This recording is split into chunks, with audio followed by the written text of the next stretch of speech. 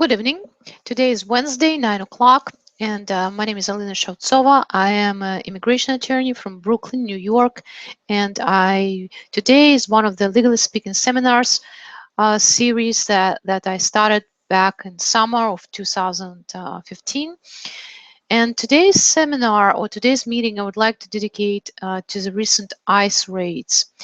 I received many phone calls this week and at the beginning of the year from frightened people who informed me that they're afraid. They were asking me questions if they would be picked up by ICE or by immigration because they don't have papers. So let me just tell you a little bit about what's going on. Basically, in the very end of 2015, ICE and for this matter, Obama administration decided to raid and apprehend and deport people who uh, fall into what's called immigration enforcement priority.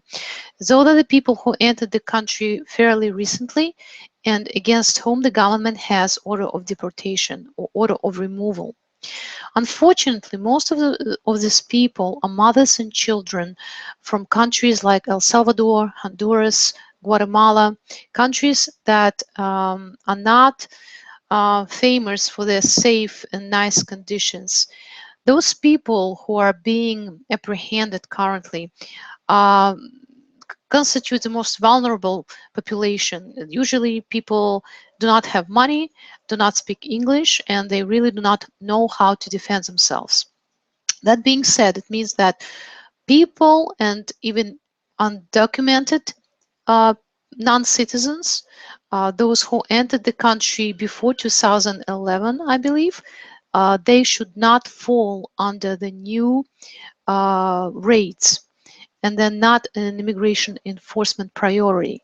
That does not mean that ICE will not come to their homes and will not try to deport them.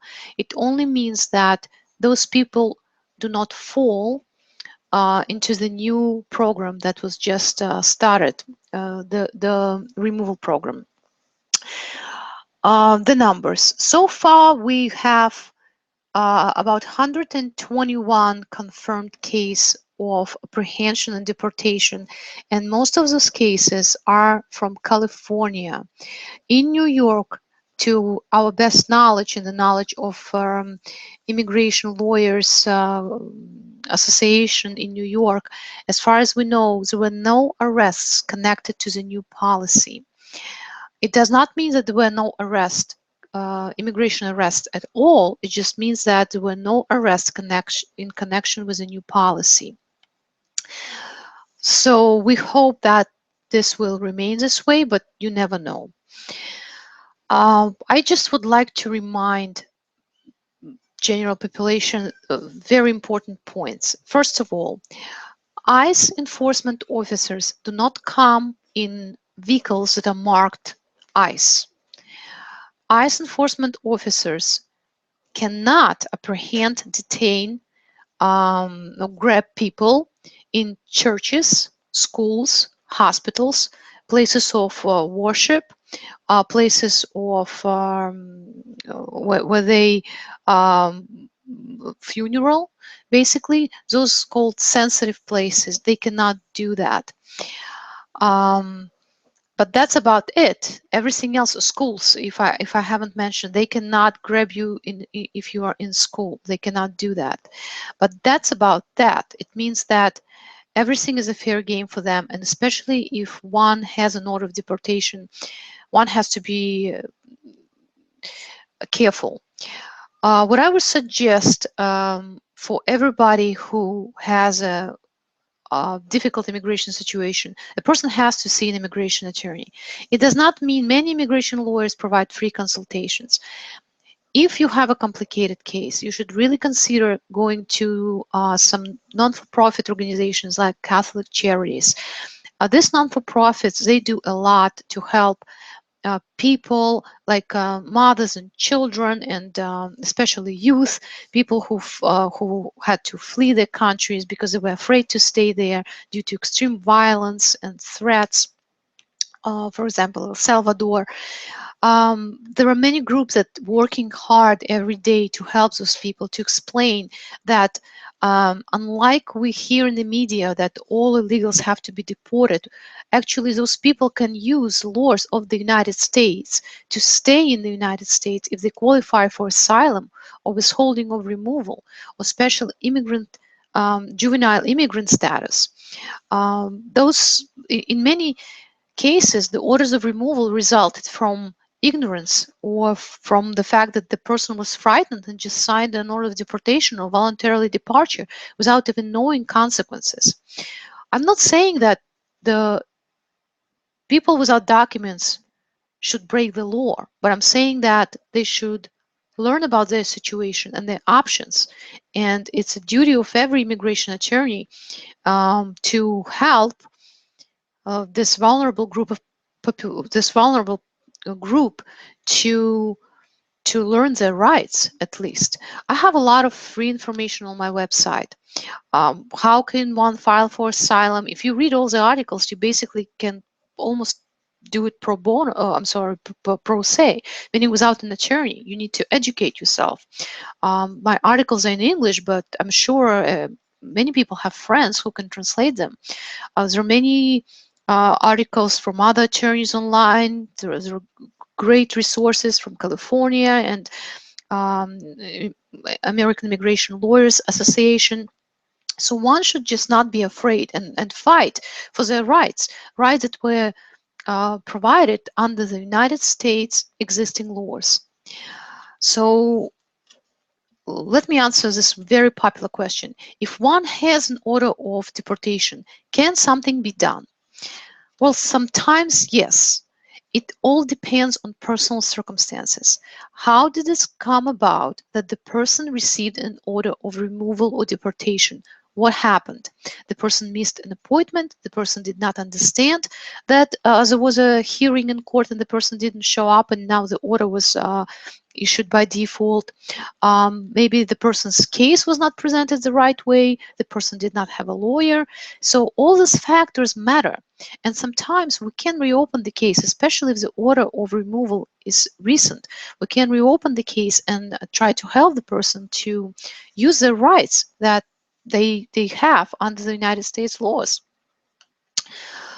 Of course, the best option would be not to get to the point where when you are in deportation or removal proceedings.